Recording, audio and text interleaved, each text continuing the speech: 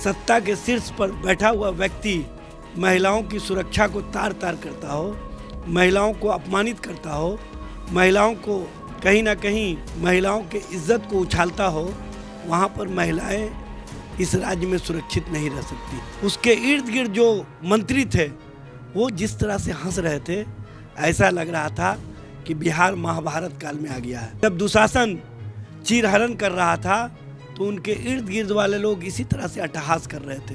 Bharatiya Janata party महिलाओं का सम्मान करना नहीं जानती है।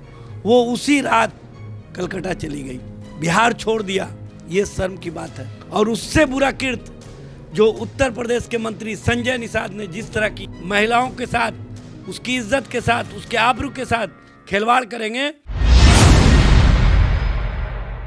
बिहार के मुख्यमंत्री नीतीश कुमार अपने कारनामों के वजह से सुर्खियों में बने रहते हैं। इसी कड़ी में कुछ दिनों पूर्व नीतीश कुमार ने सार्वजनिक मंच से एक चिकित्सक को नियुक्ति पत्र देने के दौरान महिला के हिजाब खींचने का मामला अब लगातार तूल पकड़ते नजर आ रहा है। इस पूरे मामले को लेके मुस्लिम संगठन लगातार नीतीश कुमार को माफी मांगने की बात कह रही है। अब विपक्ष भी लगातार इस पे हमलावर है।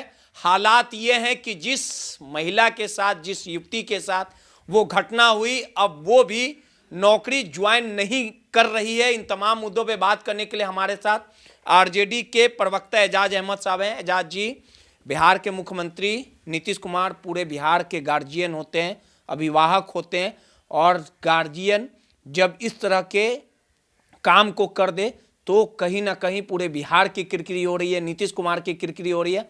हालात ये हैं कि आप लोग तो हाय तौबा मचाए हुए हैं, लगातार माफी की मांग कर रहे हैं। साथ ही जो मुस्लिम संगठन के लोग हैं उन्होंने भी आवाज को बुलंद किया है। नीतीश कुमार ने जो कार्य किया है, जो कारनामा किया है, लगातार कई सालों से इस तरह का काम वो किए हैं, अपने कारनामों की वजह से सुर्खियों में बने रहते हैं। हिजाब खींचना महिला का खुले मन से, सार्वजनिक मन से कितना आप सही मानते हैं? देखिए, सबसे पहले तो मुख्यमंत्री हैं, उन्होंने संविधान की शपथ लिया है कि संवैधानिक व्यवस्था के अनुसार हम कार्य करेंगे। लेकिन जिस तरह का उन्होंने कार्य किया, भारत के संविधान में इसकी इजाज़त नहीं है। भारत के संविधान में स्पष्टता वर्णित है कि कोई भी धर्म के लोग अपने धार्मिक आज़ादी के अनुसार वेशभूषा धारण कर सकते हैं, पहनावा पहन सकते हैं, अपने धार्मिक रीति रिवाज और परंपरा का अनुपालन कर सकते हैं।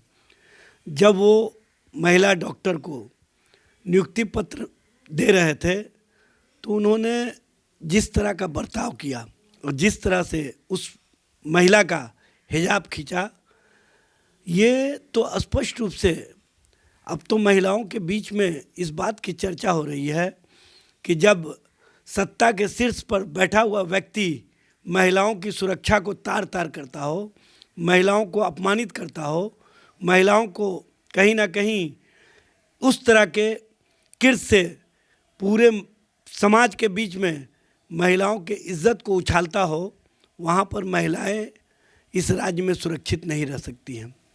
और जिस तरह का कृत्य मुख्यमंत्री जी ने किया, उसके इर्द गिर्द जो मंत्री थे वो जिस तरह से हंस रहे थे, ऐसा लग रहा था कि बिहार महाभारत काल में आ गया है।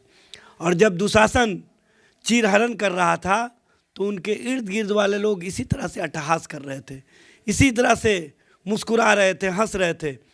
और जिस तरह का मंगल पांडे ने कृत्य किया, ये स्पष्ट करता है कि भारतीय जनता पार्टी की महिला के प्रति क्या सोच है।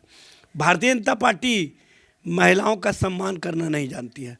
अगर मुख्यमंत्री जी के संबंध में, जैसा कि भाजपा के नेता ही कहते हैं कि वो मानसिक रूप से थोड़ा बीमार है, तो उनके इस कृत्य को रोकने की दिशा में इन लोगों ने गंभीरता क्यों नहीं दिखाई?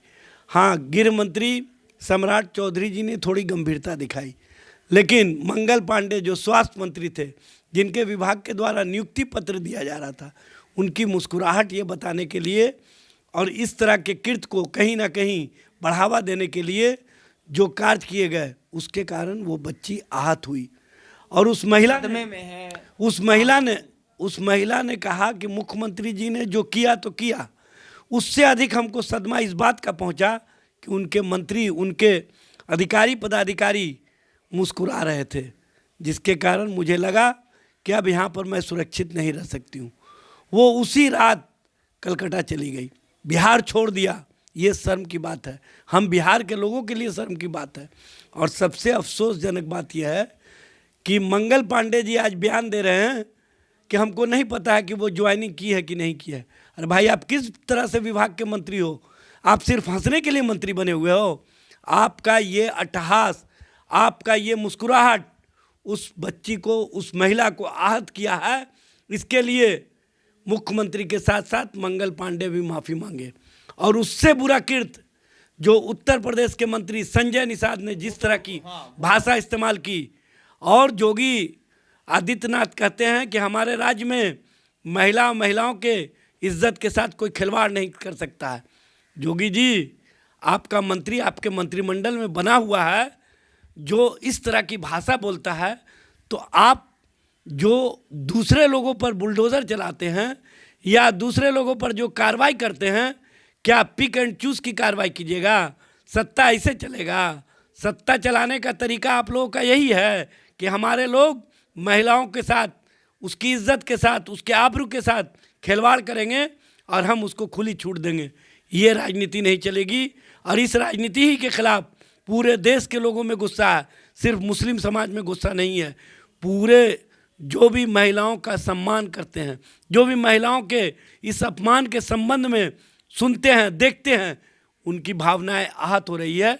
और वो अपने हिसाब से, चाहे मैं तो डे फर्स्ट से ही कहा हूँ कि मुख्यमंत्री जी माफ़ी मांगे। और जो लोग मुख्यमंत्री जी के पक्ष में खड़े होकर के इस बात का जस्टिफिकेशन कर रहे हैं कि गार्जियन है, तो मैं उनसे कहना चाहता हूँ कि आप अपनी बच्ची को उसी तरह से सामने खड़ा कीजिए और अपने सामने अपनी बच्ची का उनसे उसी तरह का कृत्य करवाइए। अगर आपकी भावनाएं नहीं आहत होती हैं तो इसका मतलब आप इंसान और इंसानियत से जीने वाले लोग नहीं हैं। आप कहीं ना कहीं सत्ता और स्वार्थ में जीने वाले लोग हैं। और ऐसे लोगों के साथ जो दूसरे के बच्चियों के, दूसरे की बेटी के साथ, दूसरे की बहन के साथ इस तरह के कृत्य पर जस्टिफिकेशन का सर्टिफिकेट देते हैं, इसका मतलब है कि उनको अपनी बहन, बेटी और अपने लोगों की इज्जत का ख्याल नहीं है। इसीलिए इस तरह की भाषा बोल करके कहीं ना कहीं वो इस तरह के कृत्यों को बढ़ावा दे रहे हैं।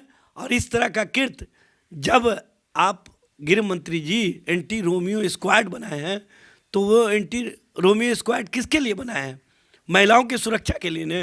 अब महिला की सुरक्षा गृह मंत्री जी आपके रहते हुए तार तार हो गया और आपने अब तक FIR दर्ज नहीं करवाया। ये बड़ी विडंबना है। इसलिए आप अपने आप को इतिहास में दर्ज करवाइए, एक नज़ीर के रूप में देश और देशवासियों को ये दिखाइए कि मेरे गृह मंत्री रहते हुए महिला के सुरक्षा के साथ कोई खिलवाड़ नहीं कर सकता है, कोई इज्जत का तार तार नहीं कर सकता है।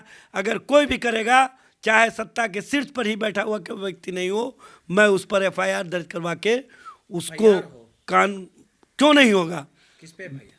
जिसने कृत्य किया है, जिसने इस तरह का कृत्य किया है, चाहे देश के अंदर सत्ता के शीर्ष पर बैठा हुआ व्यक्ति हो या आम नागरिक हो, अगर महिला की सुरक्षा के साथ खिलवाड़ करता है तो कानून में सभी के साथ न्याय बराबरी से देने का जो संवैधानिक व्यवस्था है, उस व्यवस्था का अनुपालन गृह मंत्री सम्राट चौधरी जी को करवाना चाहिए। चलिए, सीधे तौर पे एजाज अहमद साहब थे, RJD के प्रवक्ता हैं, बेबाक तरीके से बोलते हैं और हिजाब प्रकरण पर लगातार लोगों का गुस्सा है। साफ तौर पे लोगों का कहना है कि इस पूरे मामले पे बिहार के मुख्यमंत्री नीतीश कुमार को माफ़ी मांगना चाहिए।